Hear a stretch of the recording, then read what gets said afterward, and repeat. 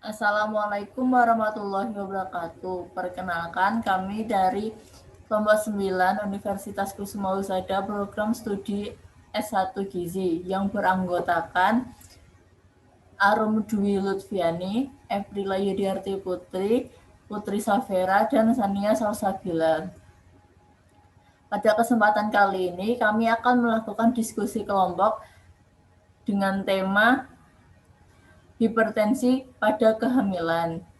Adapun susunan acaranya yaitu pertama pembukaan, kedua presentasi, ketiga tanya jawab, dan yang keempat penutup.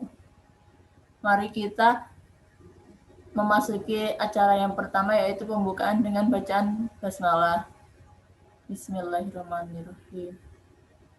Memasuki acara yang kedua yaitu presentasi materi.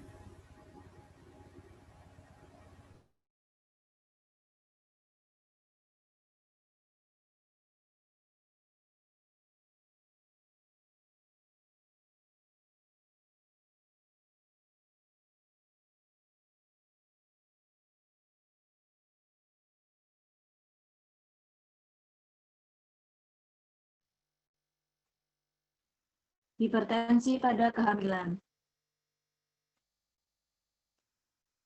Hipertensi dalam kehamilan merupakan peningkatan sistolik sebesar 30 mmHg atau diastolik sebesar 15 mmHg di atas nilai dasar tekanan darah.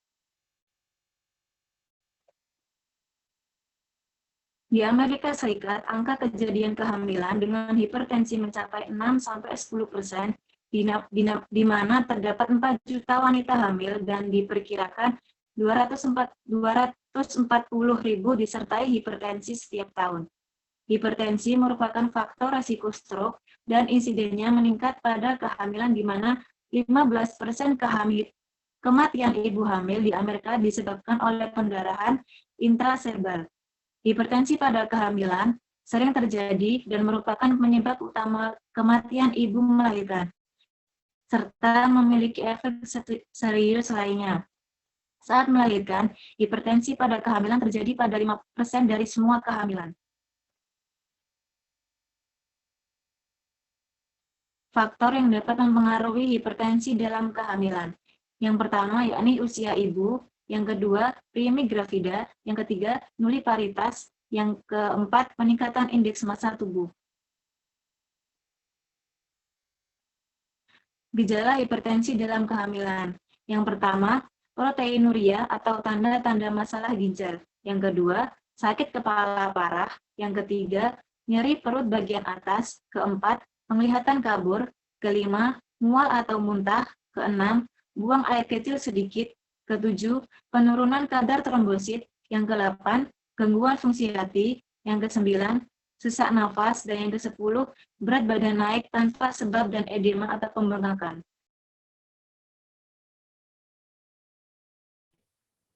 Komplikasi hipertensi dalam kehamilan yaitu edema cerebri hingga kejang atau eklamsia, perdarahan cerebral hingga koma, sindroma HELLP hingga DIC, oliguria anuaria atau gagal ginjal akut, edema pulmonum hingga gagal napas, ketidakseimbangan elektrolit, aruptio placentae hingga syok berat, edema hingga perdarahan retina, gangguan penglihatan hingga kebutaan.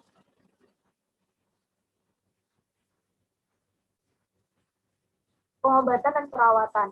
Obat yang umum digunakan dalam pengobatan hipertensi pada kehamilan adalah labelatol, metildopa, nifedipine, klonidin, diuretik, dan hydralazine. Labetalol adalah obat yang paling aman. Diuretik dan CCB atau nifedipine mungkin aman, tetapi data minimal dan tidak digunakan sebagai first line drug.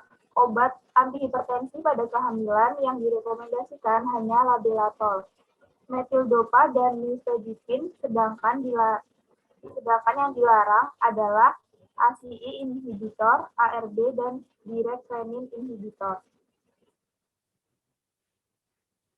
Diet hipertensi pada ibu hamil yang pertama yaitu kurangi konsumsi garam, kedua batasi konsumsi gula, yang ketiga batasi konsumsi makanan tinggi lemak jenuh, serta memperbanyak konsumsi buah dan sayur.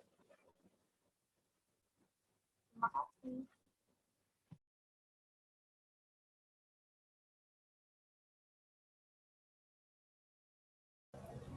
berikutnya yaitu memasuki acara ketiga, sesi tanya jawab. Di sini saya akan bertanya, pada faktor yang dapat mempengaruhi hipertensi pada kehamilan, ada istilah primigravida. Apa yang dimaksud dengan istilah primigravida tersebut? Dan pertanyaan kedua, selain itu, pada faktor yang mempengaruhi juga terdapat istilah nulliparitas. Apa yang dimaksud dengan nulliparitas itu? Terima kasih.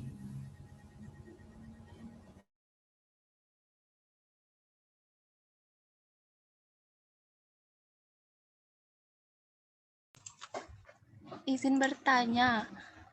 Pertanyaan yang pertama, yang dimaksud dengan aproftio placenta pada komplikasi hipertensi dalam kehamilan itu apa?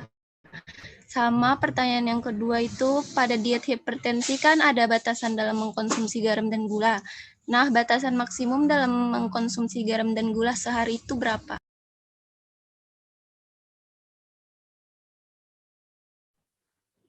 Menjawab pertanyaan dari Aprila. Yang pertama yaitu apa yang dimaksud dengan istilah trikfarida.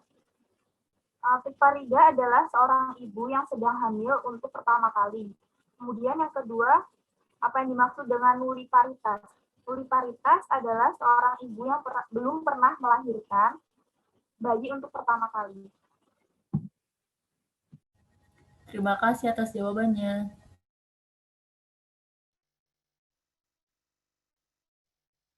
Izin menjawab dari pertanyaan Putri. Yang dimaksud abortio placenta, komplikasi kehamilan di mana plasenta terlepas dari dinding rahim bagian dalam sebelum proses persalinan. Lepasnya plasenta ini dapat menyebabkan pasokan nutrisi dan oksigen pada bayi dapat menurun atau terhambat. Yang pertanyaan selanjutnya ini diet hipertensi untuk garam dan gula. Untuk yang menderita hipertensi, pembatasan konsumsi natrium harus lebih ketat, yaitu hanya sekitar 1.500 ml natrium atau setara dengan per 3 teh garam per hari, sedangkan untuk gulanya 6 sendok teh per hari.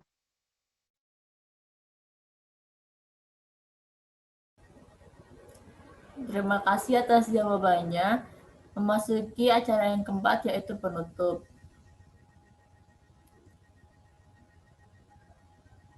Cukup sekian diskusi dari kelompok kami. Apabila ada salah kata, mohon dimaafkan.